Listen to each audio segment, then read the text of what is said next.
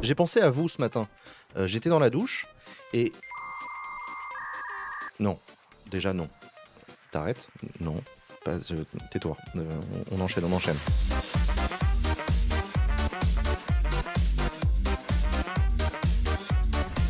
Il y a une étude récente, je crois qu'elle vient des Pays-Bas d'ailleurs, qui montrait que plus on est à droite sur l'échiquier politique, plus on a tendance à balancer de la fake news. Ah oui, c'est ça. Voilà. Je me suis trompé. Et cette opération politique, elle touche pas que les sciences dites dures. On a encore eu un exemple parfait récent, mais tu l'as évoqué. C'est Jean-Michel Apathy sur RTL. Jean-Michel Apathy. Sur la conquête.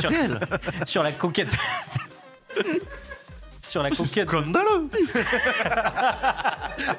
Mise en retrait de RTL. Et ouais. Très bien, très bien. Vas-y.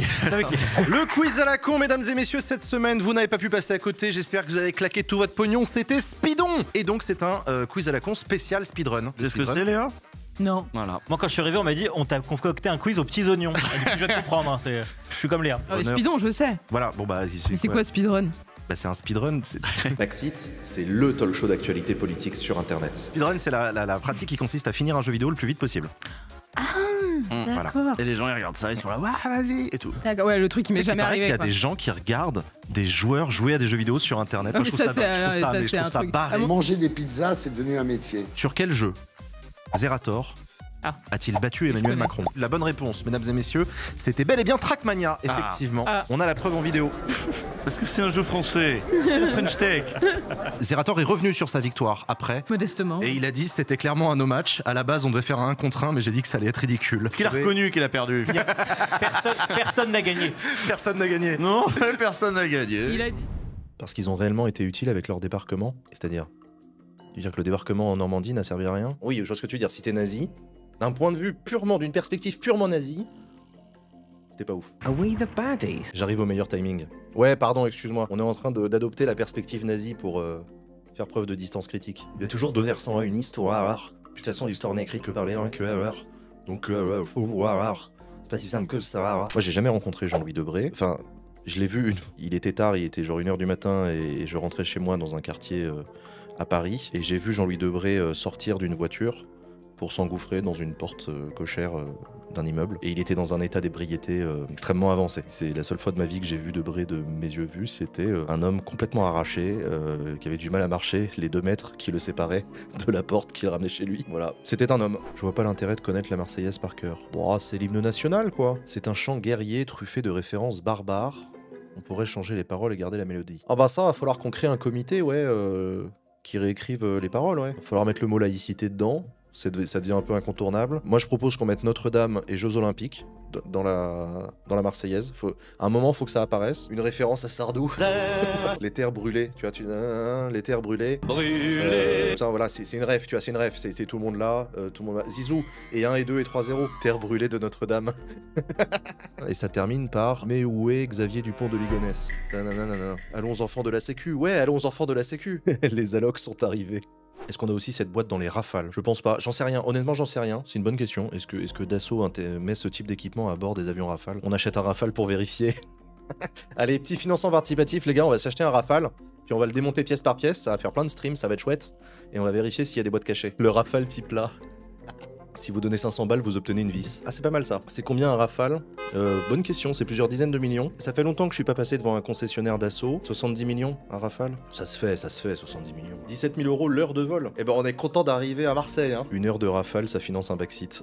Oui, c'est ça. Tu voulais pas faire la promo du SNU? Ah, je peux faire la promo du SNU, hein. Merci, Lise 8A, qui a offert 5 subs au chat et qui donc me force à faire la promo du SNU. Le service national universel est un dispositif qui vous permet à vous de vous engager et de vous reconnecter à la République. Ça vous permettra de rencontrer l'autorité, d'apprendre à la respecter d'ailleurs. Vous allez apprendre en partie à fermer vos gueules, parce que c'est quand même assez important, et vous allez vous retrouver en situation de garde à vous devant des autorités préfectorales par exemple. N'hésitez pas à faire un service national universel, ça vous permettra de vous sentir utile, de nous garantir d'avoir le vote des personnes âgées qui pensent que tout part à volo. Voilà, je suis convaincu, je m'engage. Mais allez-y, filez. Non, ça va vous apprendre à respecter. Hein. Parce que de toute évidence, on va se dire les choses, de toute évidence, vous respectez rien. Ils ont rien respecté. Je viens d'arriver sur ton stream et les quelques secondes que j'entends pour l'instant, j'apprécie beaucoup. J'avais peur avant de venir. Merde. Pour toutes les personnes qui ont débarqué sur ce stream et qui m'ont entendu dire ça, c'était du second degré, les amis, je suis navré. 1000 viewers de moins. Et merde. Jean, tu n'as pas honte de vouloir donner de l'esprit critique aux jeunes alors que ce dont ils ont besoin, c'est de 2 ans de service militaire et d'emprisonner les wokistes. Je suis désolé. Moi, quand je vais faire mon SNU et qu'on va me dire garde à vous, je vais dire mais garde à vous, garde. Est-ce qu'on peut discuter la notion de garde en fait? Parce que qu'est-ce qu'on garde quand on se met au garde à vous? Est-ce qu'on peut réfléchir à ce que l'auteur de la phrase a voulu dire par la notion de garde et quand on est garde à vous? Mais vous, c'est qui? Ça inclut qui? Ça englobe qui? Est-ce que... Bref, voilà. Je veux dire simplement que cet homme nous manquera, sa fidélité sera un modèle et son humour sera aussi pour nous une leçon de vie. Je vous remercie. Le Premier ministre donc qui rend hommage à son tour à Jean-Louis Debré, et en hommage à Jean-Louis Debré, les services de l'Assemblée nationale ne mettent pas de dégrippant dans les pieds de micro, ce qui leur permet de continuer à roucouler. Voilà, on va dire que c'est ça, on va dire que c'est un hommage. Dans ce contexte particulièrement tendu, nous avons salué hier la signature d'un accord déjà qualifié d'historique entre Damas et le général Mazloum des forces démocratiques syriennes kurdes. Anne Bergantz, elle a 56 ans, elle est députée des Yvelines et elle pose une question à Jean-Noël Barrot. Mais pourquoi est-ce qu'elle pose une question à Jean-Noël Barrot? Eh bien, c'est peut-être parce qu'elle est la suppléante de Jean-Noël Barrot. Vous allez voir qu'il va la remercier pour sa question. Il va dire merci pour votre question, c'est une très bonne question. Jean-Noël Barrot. Vas-y Jean-Noël, vas-y Jean-Noël. Madame la députée Anne Bergantz, merci de rappeler que nous abordons cette situation tragique. Lors du contrôle de 2 jeunes, un homme s'est approché d'eux et a sorti une carte de député de la France Insoumise. Les policiers... Et alors?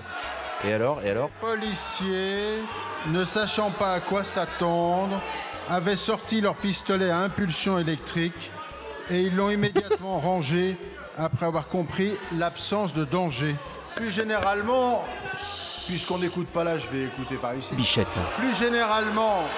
Le ministre qui tourne le dos au député qui a posé la question, s'il y a une difficulté... c'est du jamais vu et c'est pas une très bonne idée de la part du gouvernement. Mais je crois que je vais m'arrêter. Comment ça, mon Voilà, merci à vous. C'est un incident de séance donc. À l'occasion de cette séance de questions au gouvernement, les députés insoumis se lèvent et quittent l'hémicycle pour protester contre le comportement du gouvernement. Un adulte sur 4 souffre de troubles auditifs en France et 15 à 18 millions de personnes sont touchées par des écouphènes ou de l'hyperacousie. Vous entendez? Pourtant, 50% des Français n'ont jamais fait tester leur audition. Vous avez remarqué que personne ne moufte dans l'Assemblée. Hein. Stand de sensibilisation à l'Assemblée nationale. Et ainsi, tous, nous sensibiliser à cette question de santé publique. François Gernigon, il a 63 ans, il est ancien expert comptable, député du Maine-et-Loire au sein du groupe Horizon qui soutient Édouard Philippe. Qui a su accueillir 140 000 Ukrainiens. Danielle Simonet, elle a 53 ans, elle est députée de Paris, conseillère d'orientation et psychologue. Elle siège au sein du groupe Écolo, mais c'est une réfugiée de la France Insoumise, elle a été purgée du parti. Pardon, excusez-moi, elle n'a pas été purgée, elle a été éloignée du parti par la direction du mouvement suite à des critiques qu'elle avait émises contre la direction du mouvement. Pardon. Ce n'est pas une purge. Une anecdote. Ah non, mais moi je bossais en mairie. On avait reçu un courrier d'un mec qui faisait toujours le même rêve. C'est qu'il y avait une soucoupe volante au-dessus de son immeuble et qu'il avait peur de se faire enlever dans son sommeil. Et donc il nous demandait d'agir. Du coup, vous avez agi. Je pense qu'on a manqué à notre devoir d'action. Au service de l'intérêt général dans ce dossier-là précisément. Un des trucs dont je me souviens, c'est qu'il y a des gens qui font des courriers pour se plaindre d'une situation quelle qu'elle soit. Ils décident d'envoyer leur courrier en copie à la terre entière. On reçoit le courrier, on l'ouvre et on voit courrier adressé à...